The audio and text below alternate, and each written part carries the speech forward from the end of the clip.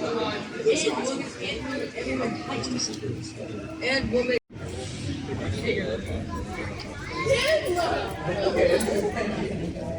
Have your attention, please. In 5 minutes at 3 p.m., a naturalist will be available on the bridge above the trackway for a track discussion.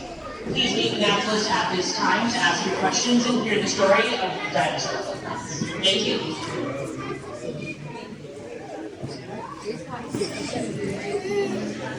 Sit down. All right, you ready to go?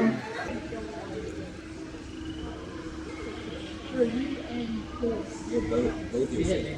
Yeah. Both you say. Okay, hold on. Hold on. Now actually, Ellie, good. Yeah. Yeah.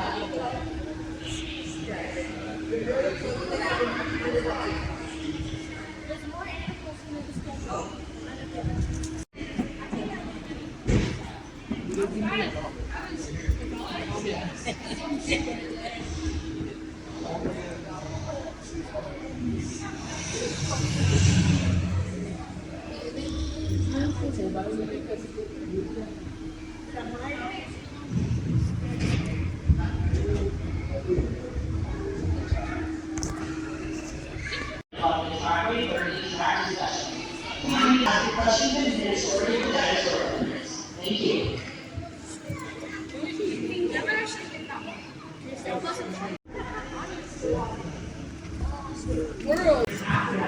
So we know that this is a really old dinosaur. Next, we want to look at the tips of each toe. So at the tip of each toe, we can see a point, which means that the animal had claws. So that tells us that these animals may have been carnivores.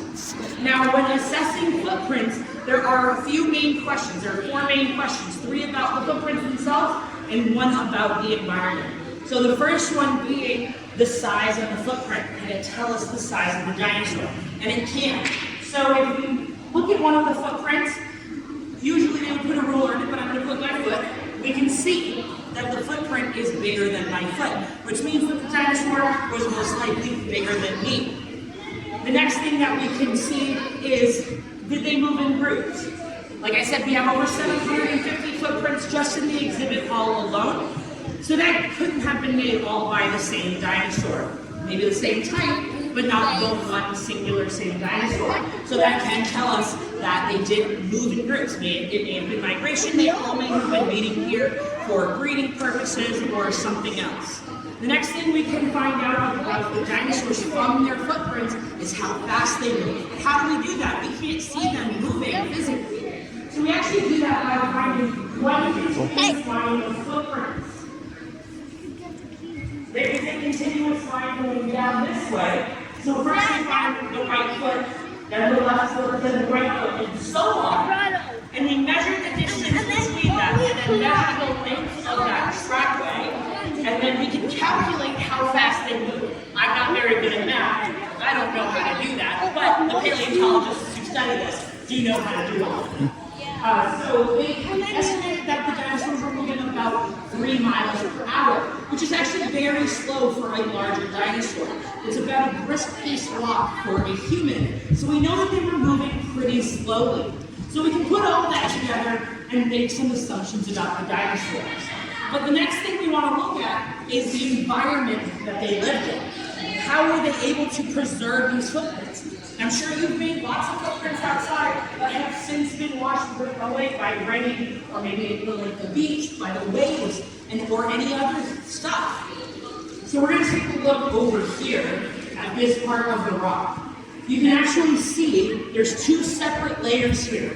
There is a younger layer on top and an older layer, 1 layer down. So do we notice any differences between these 2 layers? Do they look any different? Exactly. So this layer, it is a little bit older, but this layer is super important. It tells us so much about the environment. If you take a look at all of these grooves in the layer of rock, that tells us that there was water here. These are called ripple marks. You may have seen similar marks at the beach or a lake or a pond, and that is made by the water crashing onto the sand. So we know that there was shallow water here. But why is there no ripple marks anywhere else? So this is sloped, but it may not have always been sloped. But this actually tells us that there was deeper water. So these animals, they have been meat eaters. We know that because of the claws. And also known as theropods. They were in water. They were moving in groups. And they were moving quite slow. So what does that tell us? We can put all of those things together, and we can surmise that they may have been hunting for fish. If you ever see a predatory bird, not like an eagle, but like a crane, hunting in the water, they're moving super duper slowly, and then they strike super fast to get that fish. Because if they move fast like a cheetah or a tiger, they're going to scare all the fish away. While we don't know exactly what dinosaur made these tracks, we can use all of these assumptions and the size of the tracks themselves to make some estimated guesses. So I'm going to move back to the other side of the bridge.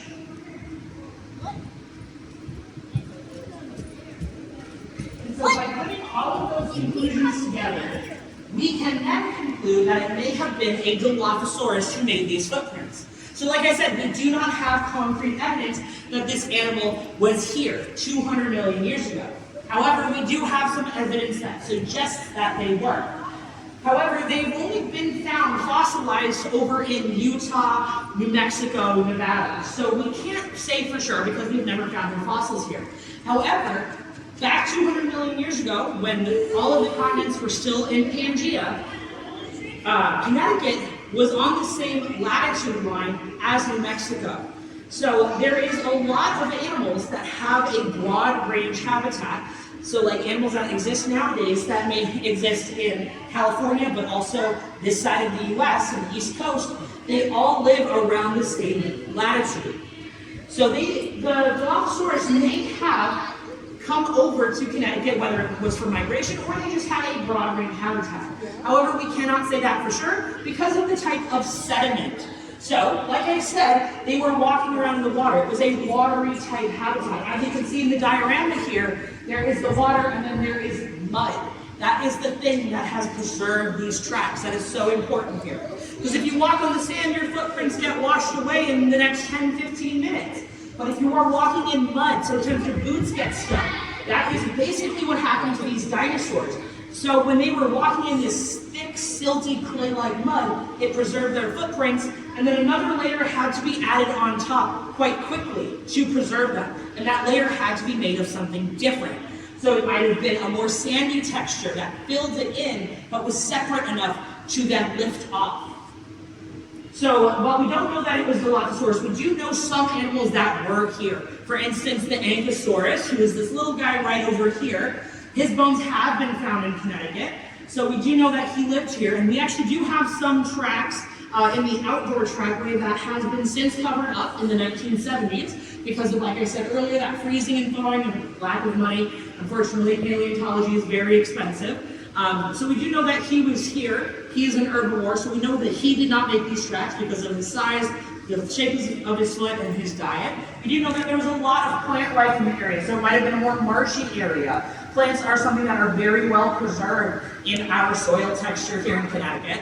And another animal we know that was around back then were the flying ones up at the top over there, and there's one in the tree on the other side. Those are dimorphodons. Now, we have not found their bones here in Connecticut, but we do know that they migrated over Connecticut.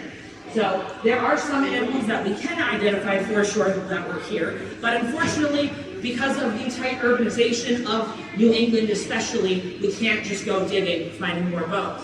Or even more footprints, because there are footprints all across Connecticut, all the way down into Middletown and all the way up into Massachusetts. But we can't study them because there's a mall built on top of it. There's lots of urbanization, and like I said, it is an expensive endeavor. So if anyone has $30 million lying around, please donate it. We could really use it to dig up more of those footprints. So if anyone has any questions, feel free to ask.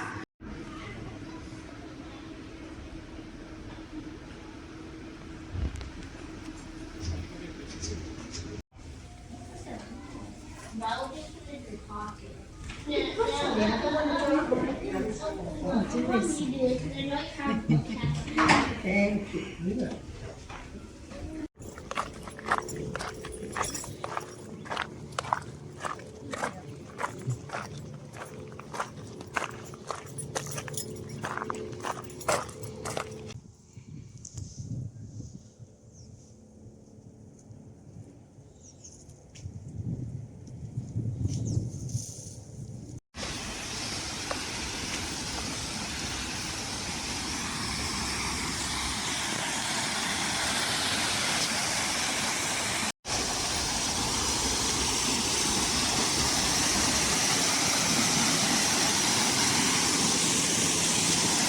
you.